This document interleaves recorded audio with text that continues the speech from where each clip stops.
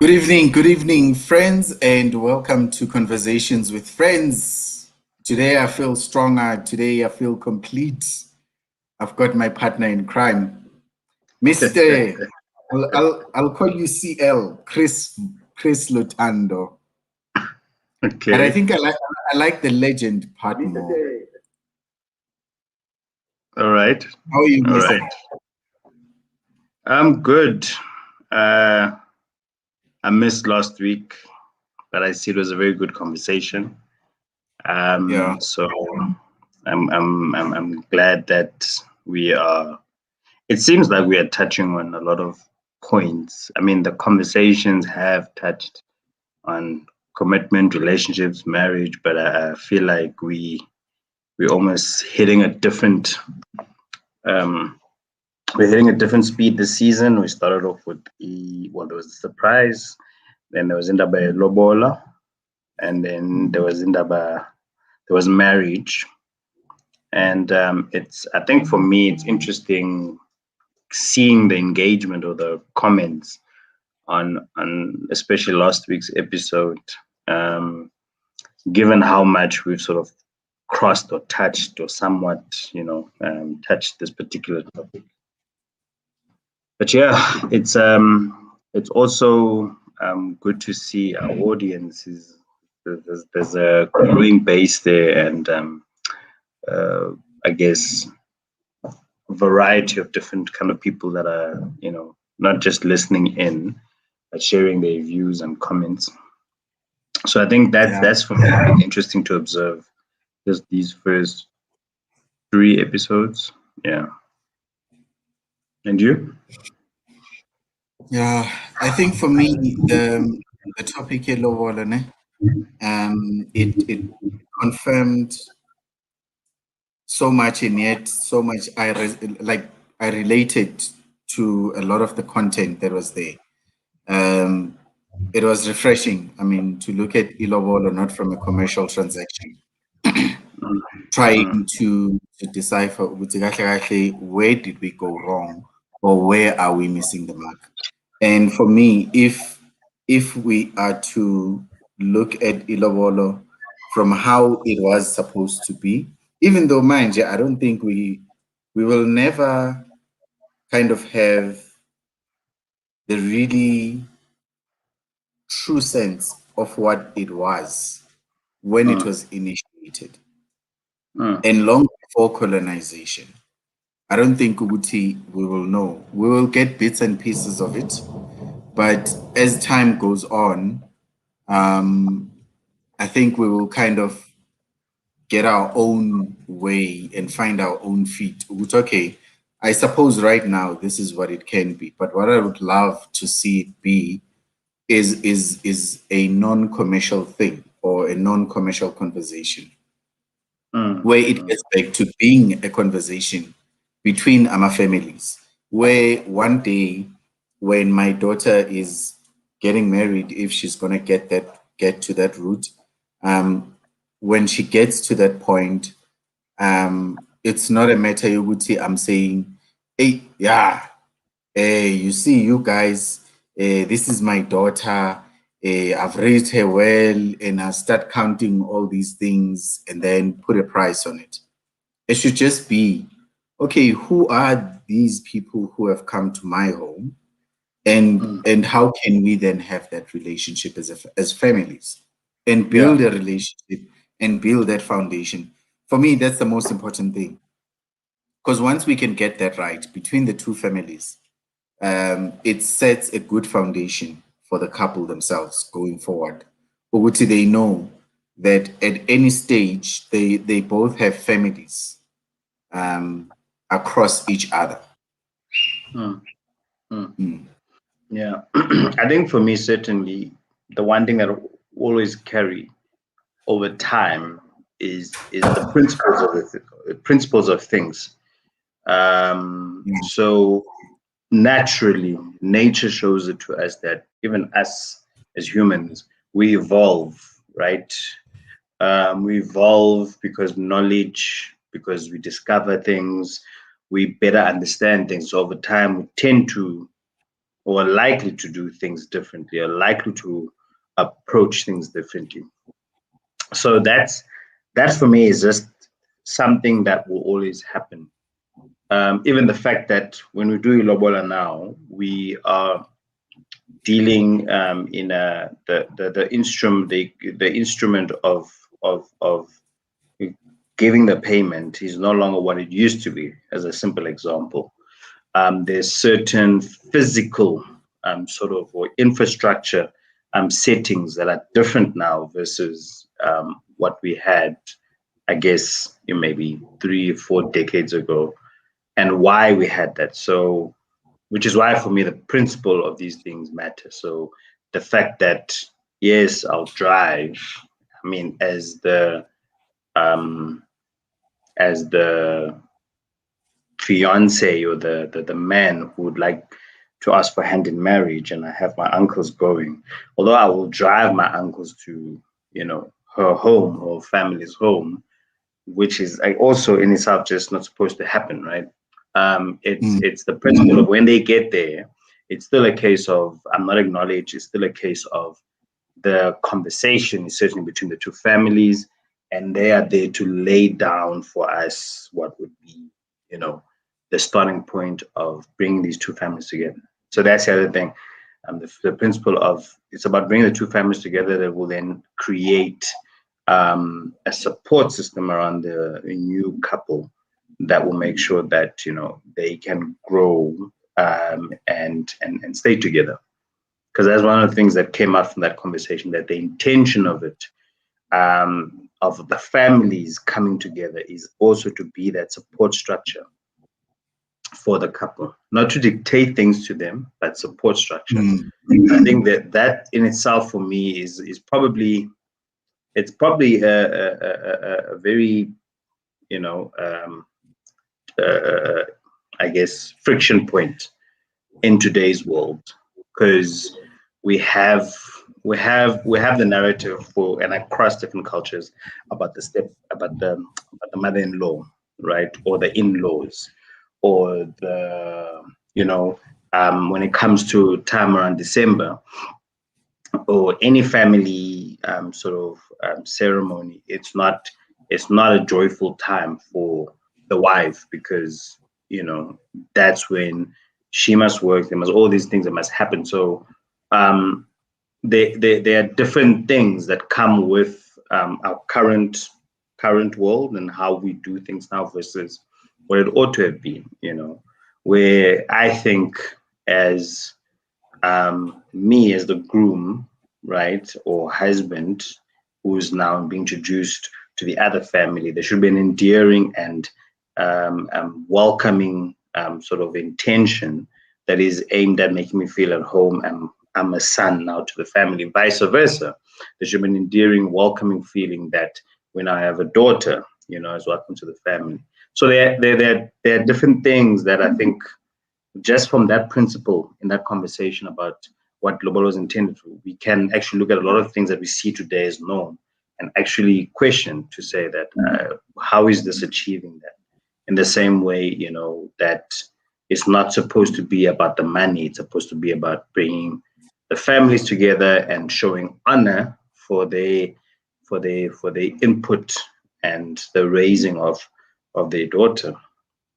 So for me, it made me look at it that way, like how many things we have and their norms and we see happen that are also almost like a corrupted sort of reality of what it is intended. For instance, the role of the family, how, like, where do they get involved, where do they don't get involved, things like that. That was another sort of something that stood out for me as an insight. Yeah. When talking about the whole commercialization part, something came to mind. There is, it's almost like an unspoken rule, ekas.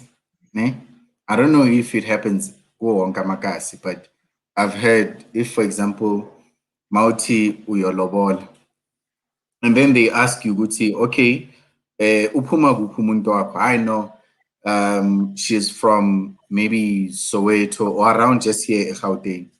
They will say, no, at least in Fana 10 stina nyana, you good. So it's almost like 10,000 is the norm. But the moment you say, especially when you say KZN, they tell you, mfana, you.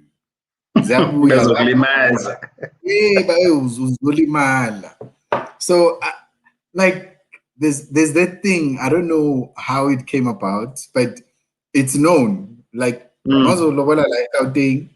primarily 10 stina. If vele it's kind of high, it will be 20, and if vele baya Kapa, it's like 30, but not usually more than that. And Mautiwa, I know KZN wise, especially your homelands, those are known notoriously for high prices. So it's quite interesting how even the demographics, they affect how people determine the price. Yeah. Interesting that you raise that. There's also like Kasi province or regions. There's also a tribal sort of I think connotation to it. You know, if you're going to lobola a Tswana woman, right? There's a certain perception as to what you must be prepared for there, versus if you're gonna lobola a Zulu woman. I've heard similar sentiments, especially if you have to go to KZN. Then there's also a perception if you lobola a Xhosa, it's like that's the worst one. You know, that's like you must bring the mountain and the river. Which I'm always curious as to why. Obviously, people talk and then some people take it as fact and then they just run with it. I'm always quite curious as to why people think that. Then the one that has always for me been mildly from is like, oh, if you go in Lobola, Swati lady, especially from Eswatini, you know, it's also it will hurt you. So I think those notions can easily sometimes veer someone away ignorantly from just being open to what life can present them. Imagine now you become someone who's like, I refuse, you know, to be with a Swati woman because of this connotation that you believe that if I want to marry her, I'm gonna have to, like, you know, take all I have and own and pension to do that. And I think that's why I'm just sort of hammering this point that we just need to get back to the principle of it all, right? And I think whilst it's probably with reason and some it's just, you know, people talking, the connotations we have around whether it's the, you know, the origin, the region or geographic location, or it is the tribe, you know, that person comes from. I think those things we also sort of need to just check, because I certainly know of people that have just not bothered to be like, hey, you know, if she's Zulu, not because anything, it's just that when it gets to that point, I'm not willing to deal with that. So, and it's like, why? But yeah, I think, yeah, the stereotypes or the connotation is also just something that has flowed from this. I guess what we are seeing today is how the tradition is practiced. Yeah. And now goes into the works. The role of the uncles. I've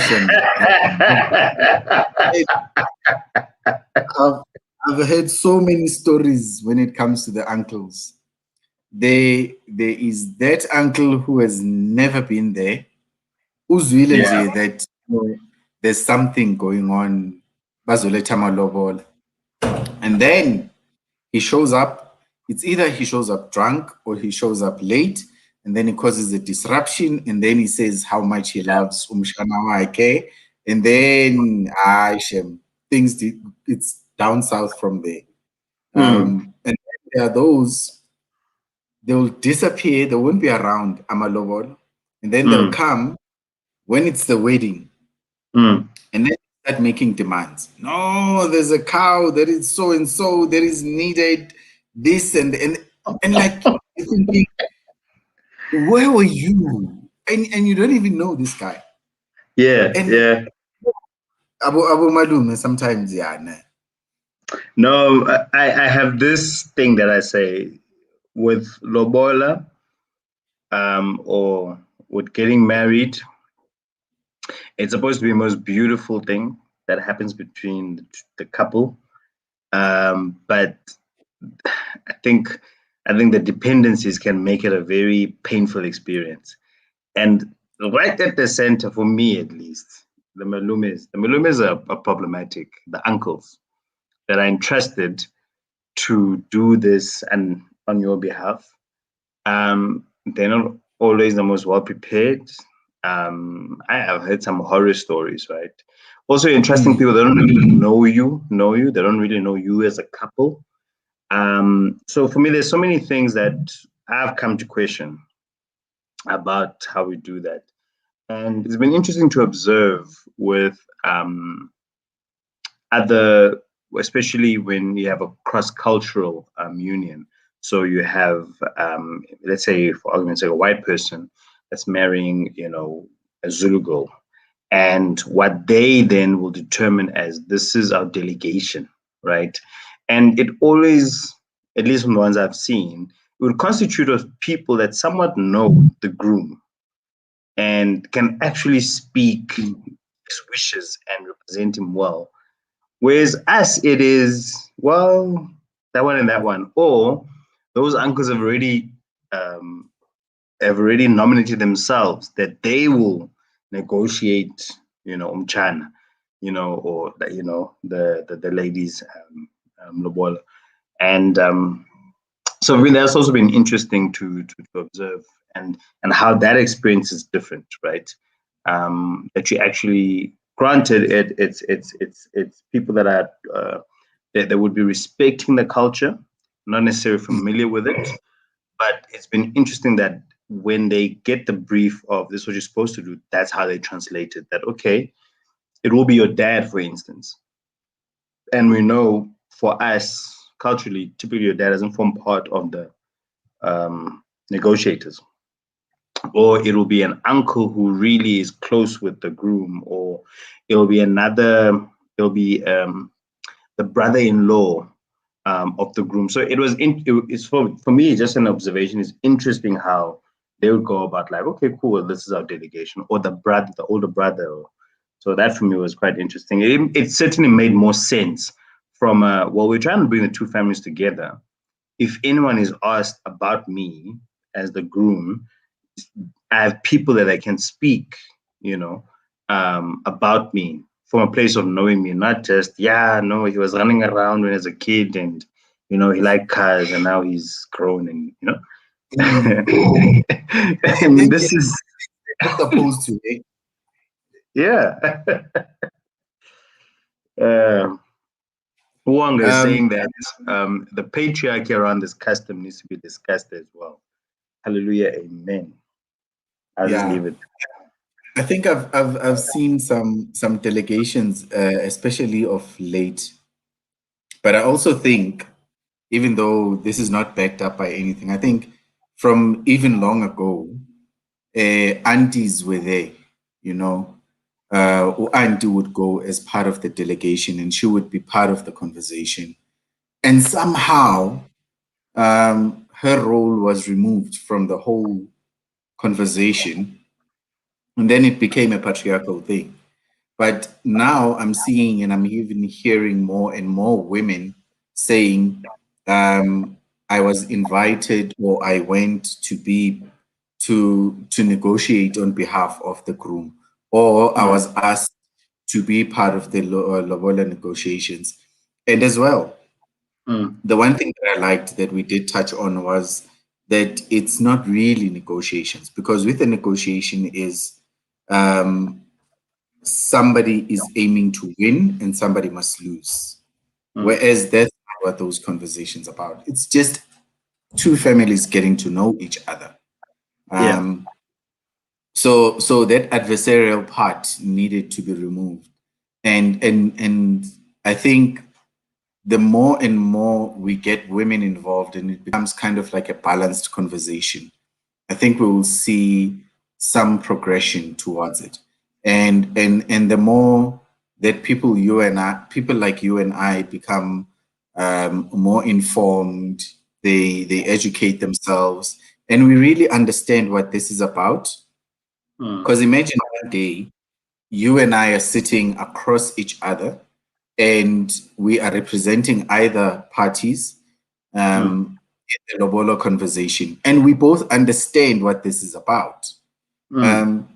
Imagine how that conversation would transpire, and maybe even the part of the delegation that is there, it's people who are informed about the whole process, and they understand that it includes some playing, it includes some teasing, it includes just those cultural dynamics that each other embrace, and it lightens the mood. I think and when we get to that point, that's when we as Africans, or maybe we as Black people, will get to appreciate our customs even more. I've always been curious to ask this, and I see you, Wanga, in the comments. I've always been curious to ask this. How do we start to normalize the custodianship of the uncles or the representation? What do I mean is that how do we normalize that here's a young man, he now needs to take this step, he doesn't have a reference point, right? Either there aren't really uncles that he trusts enough for this process, or there aren't uncles, or they've lost most of their family, or I've just been thinking about it, like, how do we sort of create this environment where, if there's someone they need to pull on a few people, there's a space that they can go to and say, hey, this is a step I'm trying to take and I need representation. It's a thought that I have, because it's something it obviously has a deeper layer to that, right? Which is just reflecting, I guess, societally in our country, the absence of fathers, right? Because arguably, when it comes to a step like that, be it their uncles or not, a present father will help you navigate that. And I know a lot of my friends were just left to their own devices. Some had to ask around friends or ask their friends, fathers, or to get support. But even that in itself didn't have a normalcy to it. That, hey, someone needs this is there's just we can step in, we can assist. And I think for the majority of young guys that grow up in this modern world, when it comes to this thing, it's just okay, who do I just call and can handle, because I don't know. And that process in itself can be hurtful, because you'll be dealing a space that you don't know, and can be very, I think it can breed a bit of bitterness as well, to why I'm having to do this when I'm just trying to marry this person. If it wasn't for the cultural element, or at least the expectation, this would have been a straightforward matter. I don't know if my point, but I've seen that a lot, and I've just been wondering, like, how do we just create a norm around there's a space where I think young men can pull on support for these things. Yeah, that's a heavy question. And I think when it gets to that part, it speaks to how if, for example, I'm going to say, let's say I was then getting to the stage where I was going to have to get a delegation to go by Yokipama Lobol, and I don't have a relationship with my family, and I have now to ask friends around. It's just an indictment on the family and how my relations within the family are, or the family bonds are. Because if you cannot depend on the family, who then can you depend on for those things? Because as we've heard in the conversation, this process is where two families come together. Um, and those two families are supposed to know each other. Now, if the families are not there, if, for example, the fiance has chosen her friends and maybe some distant cousins and whoever, and not really the core of how the delegation is supposed to be constituted. And I've done the same, and both of those come together. What is that actually saying about us? And it then goes back into our families. What are our families saying? And there's that thing of a family saying umakoti wethu. How are they going to say that when that didn't happen? I get that sometimes the families may be too far, but how do they get to claim this makoti as theirs? How do they claim this umkwenyana as theirs? Or they say indodana eyethu siyayazi. How do they get to do that when the families didn't come together? And it's quite a sad one. But as to how do we get there, I honestly don't know. But I think it starts in the family structure long before the idea of ilobolo comes to mind. You've touched on absent fathers.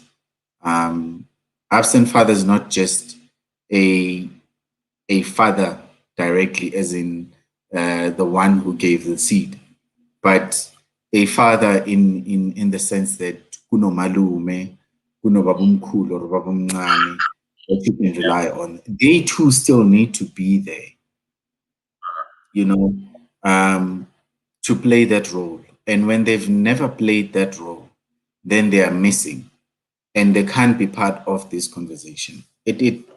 Yeah, it's painful, and it's hard, I must say. I would say that I was fortunate in that even though my dad was not there, at least my uncle was there.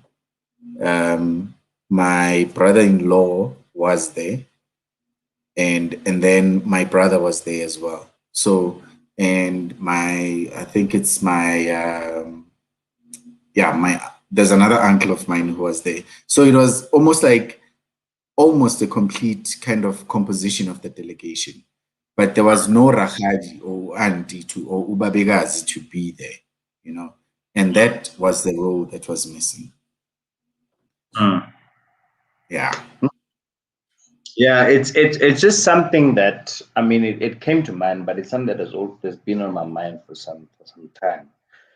And like I said, because you see it a lot, right? Mm. And I purely am just throwing the question on the table, for those that are listening, to share in the comments any thoughts. And I know even someone like Dr. Bababuntu, he's doing some work of supporting young men when it comes to these things. And there's a sort of formal, there's an avenue, but it's one of those where you'd like to see more of it. Simple example: you're working in a certain company. There are a few, older men, black men that you can have a conversation with. Hey, this is something that's happening in my life. Do you know, or are you open to? But it's like there's just, we don't go there. And sometimes it's not that your expectation is that, oh, this work relationship you're trying to now use it, but guidance. And I think really that's a starting point, because it's for a number of reasons that some guys may not be keen on. Let me go to my family for this, right? But if you certainly get guidance on, well, this is what you're trying to do, and this is one of the ways you can approach it, I think it will help a lot of young guys, because you're often just left to your defenses, and you're always not obviously not always getting the most informed advice. And like I said, it can be painful just in the whole process in dealing it and the back and forths of that. The reality is that we don't live in a society where the nucleus family, like there's mother, father, kids, there are uncles, and they're supportive of.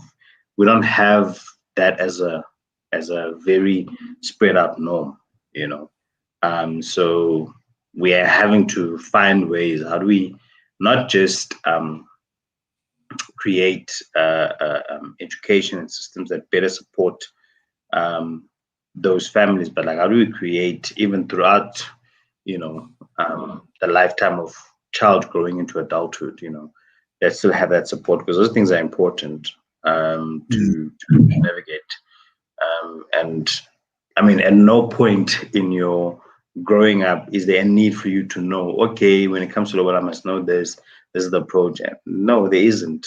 You know, you trying to get through school. Once you get through school, if you decide to study, you're trying to study and finish that degree, or and get into working or start up, whatever it is.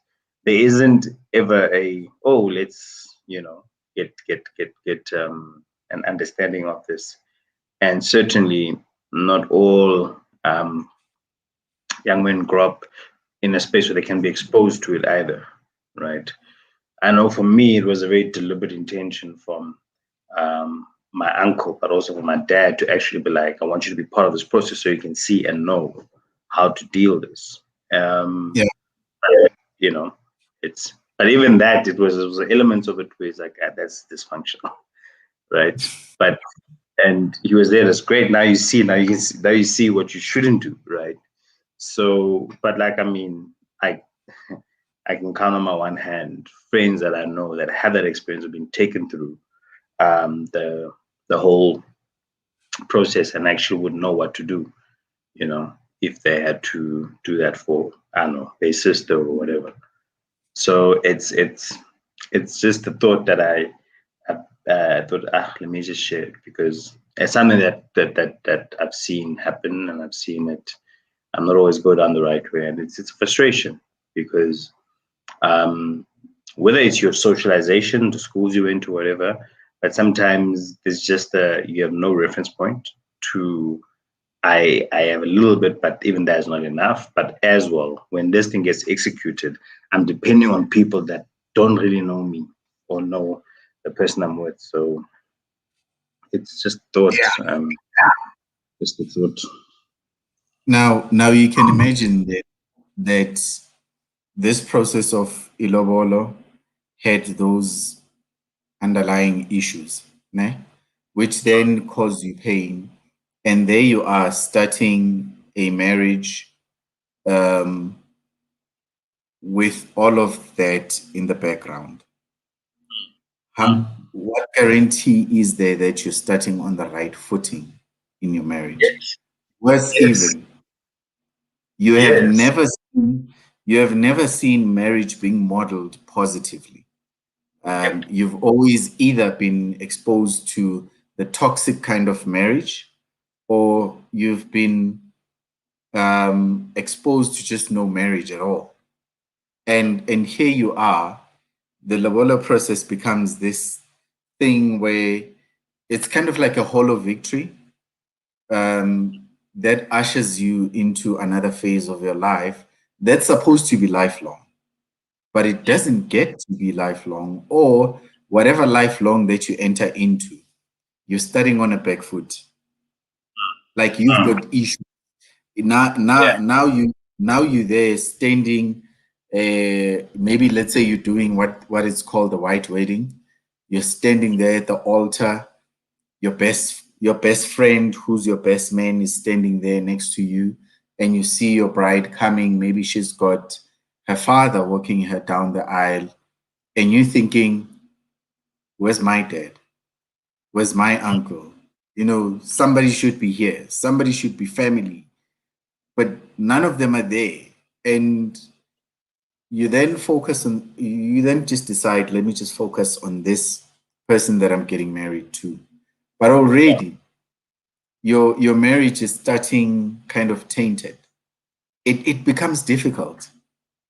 Worse even, um, the night before you get married, there's what we call the bachelor party. You don't get advised, but there are certain things that happen there that are never discussed in public. Um, and none of those things are to equip you as the guy getting married to say, hey, daughter, marriage is now going to be like this. These are the things that you need to anticipate.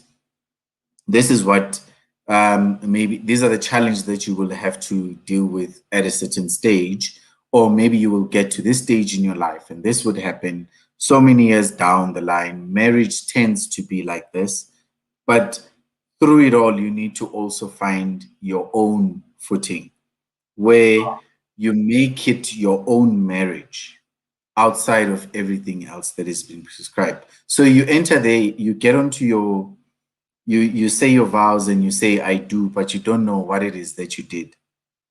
And there you go. Husband and wife. You enjoy the kiss, you're waiting for the honeymoon, and then life starts after. Yeah, I think we, what I appreciate about even what we are trying to do with conversations with friends, what I think the guys in the States got this Black Love documentary, and I'm sure there are many others. What they are trying to do is to undress the fairy tale picture of what happens after the wedding, because in most cases the wedding is very glorified, overly for my liking glorified, and the reality, which is actually the marriage, right, is very little that we actually get to talk about, let alone see, which is what matters at the end of the day. The reason why there's a wedding is because we're trying to transition into marriage. I think there's a brutality of of of what hits you when you actually realize what you getting into when you get married, or what marriage is. And when I say it's a brutality is if you've spent most of your energy and time, or at least your imagination, just about the wedding and very little about the marriage and the kind of person that you are saying that you want to grow with and do life with. I won't talk forever or whatever, just grow and do life with, because I feel like that's just the basis of it. And the struggles and the ups and downs that you may experience in marriage, for me, is if you're maintaining that I'm growing right with this person, it didn't understand that actually what this is about. And I think the more the more we have those conversations rather than the Yeah. wedding, right? Which is just a celebration. Let's be honest, guys. You know, the more we'll actually unearth, even for married couples and for those that are considering marriage, like actually what it is. And I find for me, one of the steps that we took, which was one of those very good foundational things to do, is premarital. Oh yes. Premarital sobered up. I think we were a group, but like I think everyone in that room on what they thought this is. Um, it sobered up the fantasy, the Mhm. dream. You know, I would even say the romanticized, part of it. There was a very practical, pragmatic sort of conversation, principles, and at the end of that, like, do you still want to do this? It's okay, can walk away, you know. And it was good because I feel like rather have that shaking or like, filter test Yeah. before you go into kind of money that gets spent for a wedding, the emotional investment that goes Oh, into it, the psychological investment that goes into it, the people that you pull into it, right? I think for me, that's the one thing that was like, that stood out, is like this, and some premarital programs cost you nothing, so it's really probably the best investment you can make, apart from obviously marrying the person that you want to do life with. Um, I think for me, if I was the president of this country, I'd say anyone who say they want to do this thing must do some premarital program.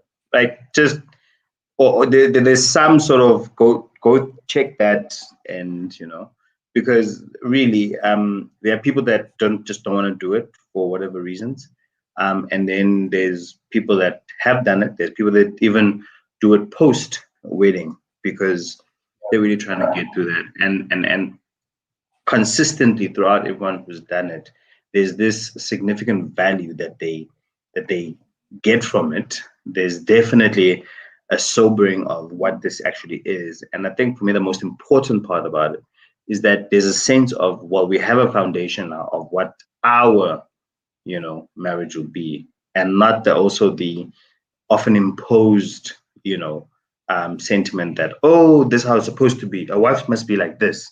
A husband must be yeah. like this. They mustn't do. So it removes all of that, and you guys actually do what you're supposed to do, as a couple, which is shape it into what you guys want, what makes sense for you, right? So, and I think if you just, the romance or the lovey-dovey, and you don't have those hard conversations, or are brought to a space where you must have those hard conversations, it easily then becomes I think what we've seen is that the reality slaps, and then, if you haven't formed a solid foundation enough, then it's become shaky once you're married. That's just my opinion, Yeah. from when I talk to people, that have done premarital with it before or even after. Certainly that's the value that, um, consistently is reflected. Yeah, premarital, I can't emphasize that enough. Um, like it plays such a big role. I remember even when we decided to get married, we went through it, and a lot of things they kind of um, yeah, you sober up, the romance kind of goes away, and you realize that, okay, this is a lifetime commitment. When you say I do, you actually should mean it for a lifetime, and that's it. But I think for me, again, there was always that thing that I wanted to get married. Now you can imagine, for someone whose girlfriend says it's either you decide what you want or I'm out. And then reading between the lines, he decides, actually, that's what she means. She wants to get married. So I need to prove to her that I really love her, or that I don't want to lose her. And then he goes and he proposes. And in order to prove that he really now kind of loves her, in inverted commas, he makes it a spectacle, a public show. And she says yes, because that's what she's been expecting. And there we go. He says, I do. And then thereafter, he realizes, ish, this is not my cup of tea. And I think that's where you get to see couples getting divorced maybe 6 months after getting married, or a year, or they go on for some time pretending that they're happy. And then it kind of crumbles along the way. But I think there is no bigger challenge to a marriage than you didn't go through premarital, and then you get married. Immediately after getting married, you get pregnant. So maybe 3 months into the marriage, you realize, oops, we're pregnant. And now you have to deal with all those highs and lows of pregnancy, and then deal with the PTSD that women go through after giving birth. And you think, what have I done? You know, it draws the couple away. And then comes this thing that when a woman is given birth, whether married or not, she has to go and stay home either for 2, 3, or 4 months. So you married, you didn't really get to know each other within the context of marriage. And then 9 months later, or maybe a year later, given birth, and boom, she's gone for 4 months. What are you going to do? Lord knows what other men do. And there goes the marriage. She comes back 4 months later with a child who's starting to talk, who's starting to do so many things. He's not part of the child's life. He's missed out. Um, they've kind of not even drawn together, but they just grew apart. And from then onwards, the marriage is downhill. So I think premarital plays a very big role, because if you go through premarital, even if you get pregnant immediately after getting married, at least you were expecting certain challenges or certain things to be real, that you kind of try to find your footing along the way. No, hey, that one of the pregnancy, I feel like that's just a topic. That's just the whole topic on its own. People who get married because they're pregnant.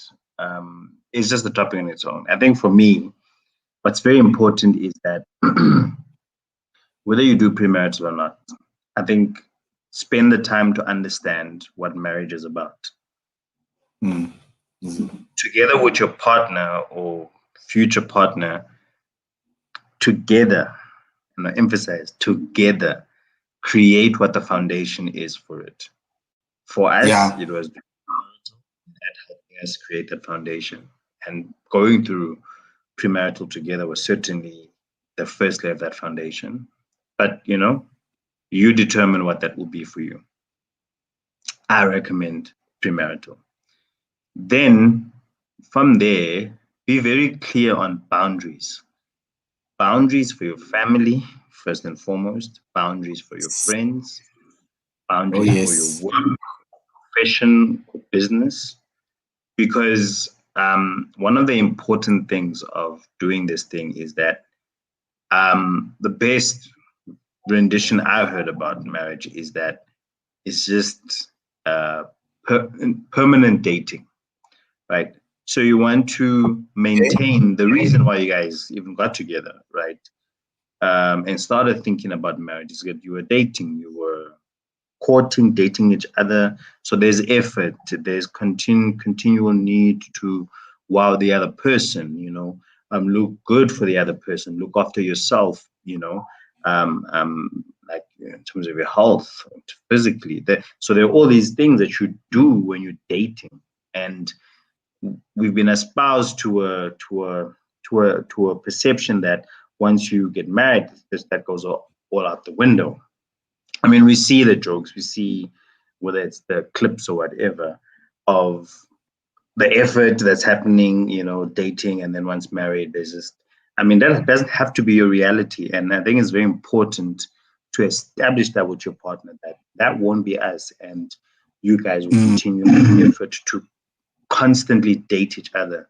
And the reason why I highlight this is because, like you mentioned, there's pregnancy, but once there's kids, there's now another, element that takes attention away and can easily also cause people to grow apart in a similar way that you mentioned. Because now we went through the pregnancy together, and that process was we're in it together, but one of the parents can become too obsessive or prioritize the kid above their partner. That is another way that people grow apart, and happens often. And it's very important even with children or a child in the picture, still dating each other, find create a support structure where if someone needs to maybe look after the child, to give you guys space just so you can, the two of you, be deliberate about those things and do it. But whichever form and shape you decide to do that, the principle should just be constantly and continually dating each other, because it also helps both of you not just wake up one morning and it just becomes a thing of just taking the other person for granted. They'll just always be there, or the wife, they're the husband, they will just do X, Y, and Z. And I think for me, certainly what I've learned from couples that like are role models to me, always just attractive and beautiful what they have. That's sort of a common theme that always comes out, and that's why I'm lamenting and stressing this point about setting a foundation. I see our other member is looking to finish. He's very demanding. You know the thing about dating, there was a time where my wife and I had kind of drifted into each other's responsibilities. Actually, it was when she was busy with her postgrad, and I was busy as well studying. And then, you get caught up in the responsibilities, and then you forget other things. And then I remember this one night, just after everything had passed, we went out and we just kind of, you know what, it's just the two of us. Uzibu went to play with, had a night, had a sleepover with at a friend's house. And that evening, I could see how she lit up, how she was back to the talkative self. Something in her came alive, and I loved that. And whenever possible, we try to do that as often as we can, because I've realized it's very important just for us to open up to each other and just kind of also touch base. Hey, what is it that I've kind of drifted away from? And sometimes we even say, I've missed you. Just to indicate that we've kind of not been connecting with each other. We've been around each other, been with each other, but we've not been connecting. I liked what Dr. Bababuntu said last week when he said he and his wife would I think every 3 months would just go away, and it's just the two of them, and they would kind of say, are we still on the right track? Touch base with each other. It's just them, and they reconnect, and after that they kind of come back refreshed and ready to face life and whatever life may throw at them. So it's almost like their own strategy breakaway for the relationship, for the marriage. Board meeting. And yes, and that's very important, because I think all couples, especially all married couples, need that. I can't emphasize that enough. That you just go away, and it's not the one lecturing the other, or the other one now saying, yeah, I need to now take you to task. You did this, why did you do this? It's just, let's talk. No, I agree fully. We also have a quarterly board meeting that we try our best to uphold. And I think it's like it gets scheduled in the diary, and it's good, it's refreshing, because it's always, for me, what I like about them, it's just always a time to be reminded, what this is about. Sure, we do a lot of things that we're involved in professionally, that, business, like there's all these things and all these hats that we wear. But whenever we're in just time away together, it just refers to the perspective of, you know, like just this is the center, you know, and always make sure that this is good. So obviously there's a layer before that. You make sure you're good, you know, and Yeah. you bring that good or best version of yourself to the to what you guys have, or to your relationship, to your marriage. And then you can wear all the different hats that you wear. I think we live in a world where we think that we must first wear all the different hats, and whatever is left is then what we, you know, come to our partner with, you know, or our family with. Um, Mm. and it's just we have the wrong way around, you know. We should make sure that we are good, and then therefore we come together and make sure that is good. And we can easily be living in the same house with someone and like just like you said, you know, not like miss the person, but you're in the same house, you talk together, but miss the person. So yeah, just my thought on that. Yeah. You know, another thing, when you've drifted from each other, um, let's take a couple who had drifted so far apart, and then last year level 5 came in, and then both of them had to be in the same house together. Mm, And mind you, let's say even in that situation, there's no child involved. It's just the two of them. They've spent so much time doing everything else that they didn't know each other. I wonder what would have happened there. You know, that here you are. mm, Firstly, you'd be looking forward to just the 3 weeks, because initially it was 3 weeks. And you're thinking, I can bear this. 3 weeks, I'm good. Yeah. And then extension. And then you're thinking, ay, ay, ay, ay. Now we really need to come face to face, eh? mm, And you start seeing each other's habits. There's no mm, running off to the gym. There's no running off to the meeting. There's no mm, running off to anywhere. It's just mm, you and that person, and you are mm, here.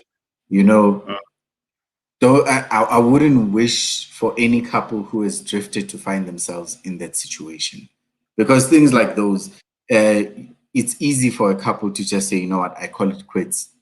I mm, didn't know you're like this. I don't know the mm, person I got married to. I don't know if you are the same person that I dated, but yeah, the one that mm, I'm seeing now, I don't know. mm. No, interesting. I think what one must always keep top of mind is that when you're dating, you're only experiencing um 10-20% of that person, and probably the best parts of that, you know, 10 20 Mm. percent And I think marriage forces then that the whole 100% to be um you know, exposed or seen and experienced, and that's really the reality of Yeah, it. yeah, Okay. it's been great catching up, Mm, and reflecting. But you know what I'd like us to kind of touch on, maybe in the next coming topics, some of the things that Uwonga had talked about. Maybe briefly, the role players within the Lobolo conversation, as well as then what do you do when your marriage is on the rocks? mm, How do you handle that? mm, At what point do you call it quits? You know, those kind of things, so that if maybe you are at that stage where your marriage is on the rocks, but you want to rescue it, you know how to go about it. But mm, if you are at the point where you want to call it quits, what is it that you can expect? mm. Interesting. I think that'll be Mm, good. Yeah. yeah. Can close us off Well, and call it a thank you. Thank you for your time. Thank you for those that have tuned in, listening, and they'll be listening later and listening on the podcast. It's been Conversations with Friends, which is conversations by men for men with men. And tonight, we value your inputs. as we discussed and reflected on lobola and marriage. Good night.